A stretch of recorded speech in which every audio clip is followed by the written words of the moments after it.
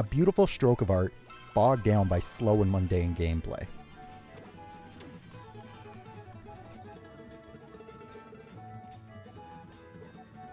Kirby is the pink puffball we all know and love, but it also feels like he gets the most experimental treatment in the Nintendo universe, especially in the art department. Kirby has had a bunch of strange titles, most of them working out quite well.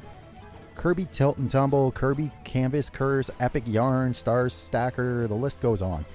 Kirby and the Rainbow Curse fits into that category perfectly, but without quite the same results. The Rainbow Curse starts off with Kirby and Waddle Dee, when a rift in the space-time continuum appears, draining all the color out of Dreamland, freezing everything. Aline, I don't know if this is supposed to be a paint pun, I'm not totally sure. Anyways, this little adorable paintbrush from Seventopia. Wow, how did I not get Seventopia before? Well, I guess I know how many worlds this game's gonna have.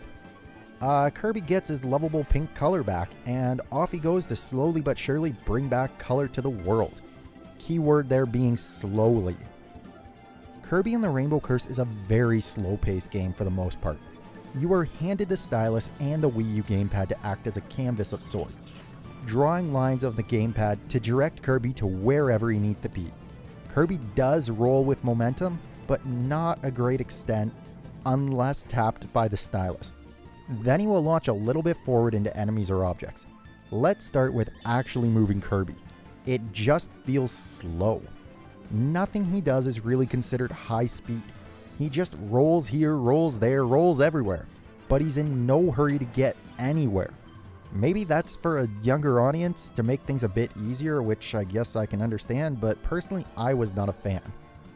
Using the gamepad as a canvas, great idea. In the Wii U era, the gamepad always felt a little underutilized, but in this case it certainly wasn't, because you basically can only play the Rainbow Curse on the gamepad. I mean, you can play it on your TV, but trying to use the stylus without looking at the gamepad and draw accurate lines is just frustrating.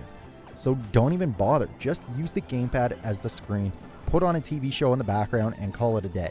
The few different transformations that Kirby gets actually felt like they played a lot better than the main game, surprisingly. They were easy to control. You often didn't use the brush to control movement for Kirby in these modes, but more used to aim as attacks. Just tapping or holding onto the screen usually moved Kirby. Each of the 28 levels in the game do provide a series of treasure chests to find, but nothing too challenging in getting them, and they provide very little experience as a whole. This game is wonderfully made and is a piece of art that I loved instantly.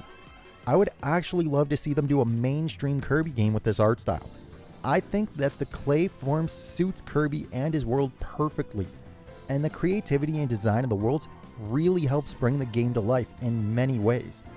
Unfortunately, you are not going to get to spend a lot of time in those worlds, because this game, as with most Kirby games to be brutally honest, is incredibly short. 28 levels, like I said, 7 worlds, and now subtract 7 bosses, and we have about 21 real levels of maybe 3 to 5 minute levels of gameplay at most. Even with the challenge mode levels added in, this game at best you might be able to stretch to 5 hours, and that is with the slow pacing of the gameplay. I can see where Nintendo was going with Kirby and the Rainbow Curse. I can also see how people of a younger audience would enjoy this game, but I just didn't. It's short, it's slow, which makes me wonder if Kirby did go faster, how quick this game actually would be, and with very little mechanics to the game, it's just a claytastic world that is filled with very little gameplay. I'm going to give this game a Boro rating at best. It's not trash, I've played far worse, but it didn't really leave me with much desire to play it again, unlike a lot of other Kirby games. Thank you guys for watching. As always, these are just my opinions on the game. If you disagree, that's cool. If you like this video, then hit like. If you really liked it, then subscribe. And tell all your friends, share the video, all that jazz. Maybe go check out some other videos kicking around on my channel. I do lots of weird stuff. I play games. They're all video game related, 90% of them. Until next week, later, Internet.